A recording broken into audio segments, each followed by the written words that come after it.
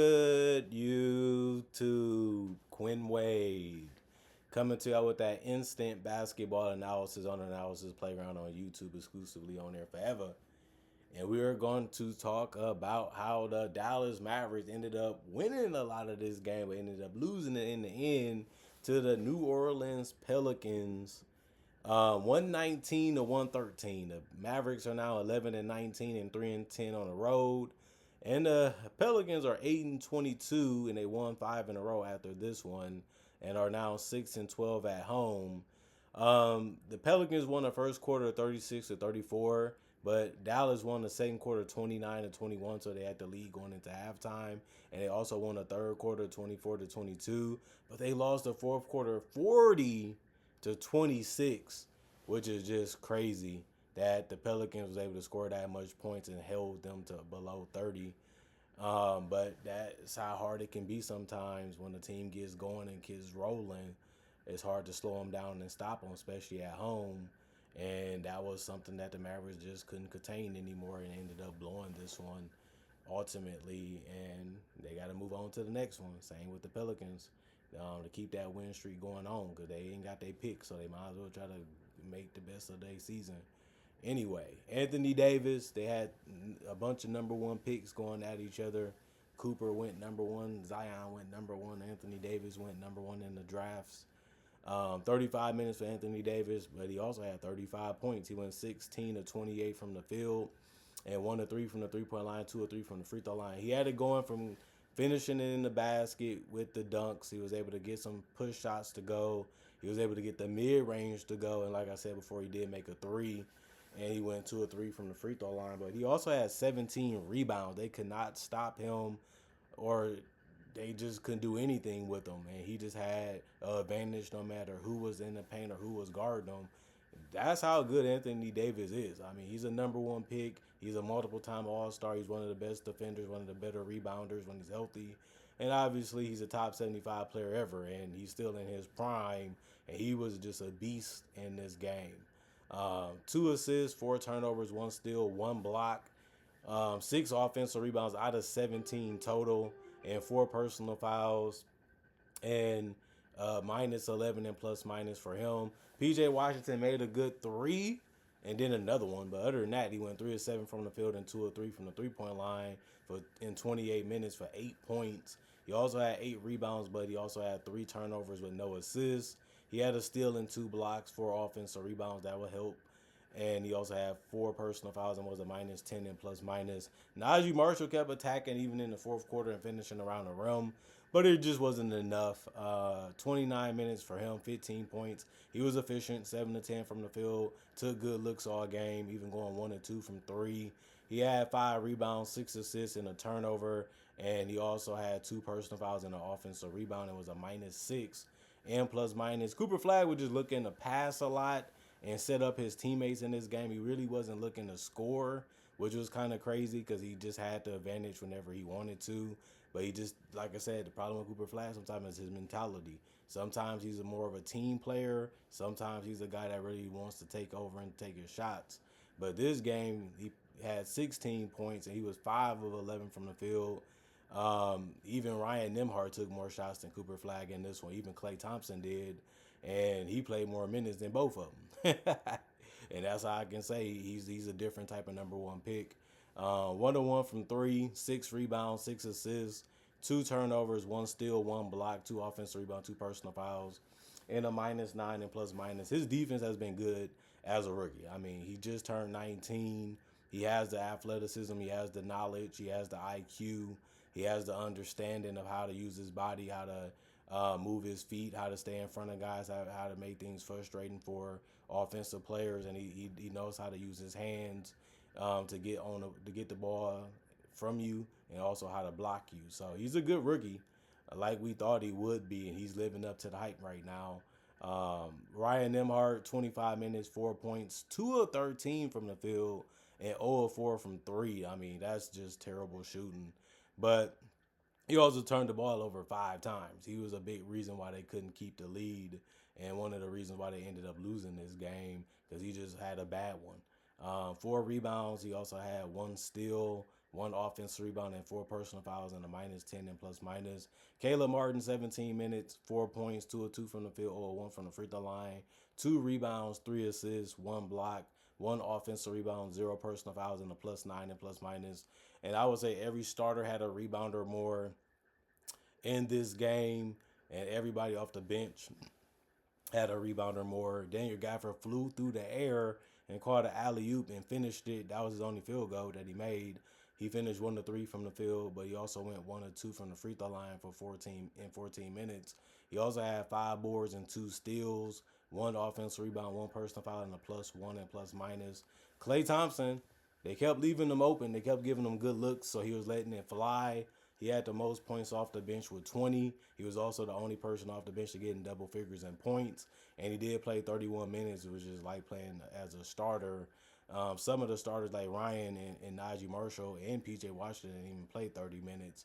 But he went 7 of 17 from the field, 5 of 12 from three, and 1 of 3 from the free throw line. He did have 5 rebounds, 1 assist, and a turnover, and a steal, 1 offensive rebound, 1 personal foul, and a -1 and plus minus. Klay was just looking at like somebody gotta take the shot. Like we moving the ball and we're kicking it out, and if you find me, I'm letting it go because Cooper not really doing it, Najee not really doing it, Ryan Nimhart really wasn't making no shots. So I'm on this team to make shots. So if you're gonna pass it to me, I'm confident enough to take it. I'm confident enough to feel like it's gonna go down, and it went down enough to where you would be looking at it like it makes sense for somebody to take it. And Klay is one of the better shooters still in the league, even though he's not as great as he used to be. So it still does make sense for him to feel that if you're going to move it that way and you're going to find me, I'm confident enough to take those shots, even if I'm missing them in this game. And he made enough of them to where it was a respectable type of game. Brandon Williams, 15 minutes, 4 points, 2 of 8 from the field, 0 of 4 from three, 3 rebounds, 2 assists, 1 personal foul, and a +7 and plus minus. He didn't have a good shooting game either. He missed a lot of shots in this game, and that was a problem. And then Jaden Hardy did the same. He went 1 of 5 from the field and 0 of 4 from three, just like Brandon Williams. I mean, Brandon Williams made one more shot, but he also took more shots, but they missed the same amount of threes. But Jaden Hardy went 2 of 2 from the free throw line, and he made one shot. That was a two-pointer to give him those 4 points. That was the difference. He also had 2 rebounds and 1 assist and 1 offensive rebound out of the 2, and he had no personal fouls, and he finished as a 0 and plus minus. The rest of the guys did not play coach's decision, although they was healthy. 46 of 104, 44% from the field, 10 to 33, 30% from three, 11 to 21, 52% from the free throw line. You would think they'd make their free throws because they got there a lot and they just missed too many. And then they missed too many wide open threes too. But that's how they ended up losing the lead and ultimately ended up losing the game. But they still had 57 rebounds, 29 assists, 16 turnovers, 9 steals, 5 blocks. And they did have 19 personal fouls, so they had some good in there too because they didn't get blown out in this game. But they picked the wrong quarter to lose, if you want me to be honest about it. But let's talk about the Pelicans. Herbert Jones was the only starter to not get in double figures, but he only played 22 minutes, so it made sense. 4 of 7 from the field, 1 of 2 from three, and he had 2 rebounds and 4 assists and a turnover and a steal. But he's not really out there for his offense, really, but he can score. He can make set shots. He can make some other shots, too, and he did that in this game.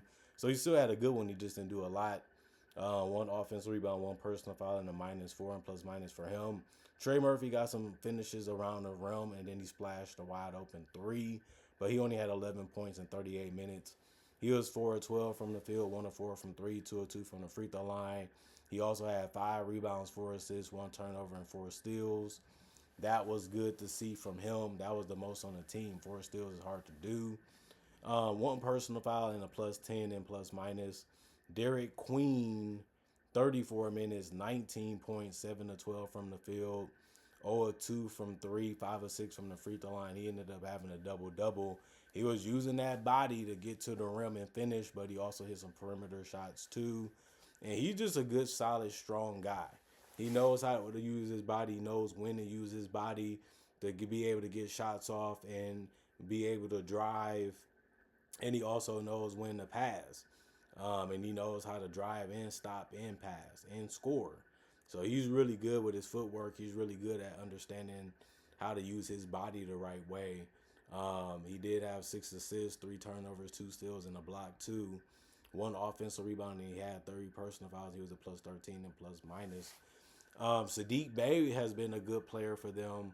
35 minutes, 19 points, 7 to 17 from the field. He missed every three though, just like Derek Queen in the starting lineup. But he went 5 of 5 from the free throw line and had 7 rebounds. By the end of the game, it had 1 assist and only 1 turnover. He also had 2 offensive rebounds, 2 personal fouls, and a plus 12 and plus minus. He's been a good player for them because he can hit the perimeter shot or even get to the basket, and he also helps out when it comes to rebounding. So Sadiq Bey has been a good player for them. Jeremiah Fears, he was all over the place in this one. 24 minutes, 12 points. He was 4 of 14 from the field and 1 of 4 from three and 3 of 4 from the free throw line. He did have 5 rebounds and he did have 4 assists, but he also had 1 turnover and 1 steal and 3 offensive rebounds and 1 personal foul. Was a plus 7. Like I said, his games is always going to come down as if that jump shot is hidden, because teams are going to live with it. Like, jump shots are just that hard to make consistently for anybody. You know what I mean, in the league, and these are some of the best players in the world. If I would say they're the best players in the world when they're in the NBA roster. So if he's making his jump shot, he's going to have a big game. If his jump shot's not going, he's not going to have a good game. He's going to have a mediocre one, especially because he's not the natural type of passer or not the natural type of fundamental guy right now when it comes to trying to do other things to help the team win.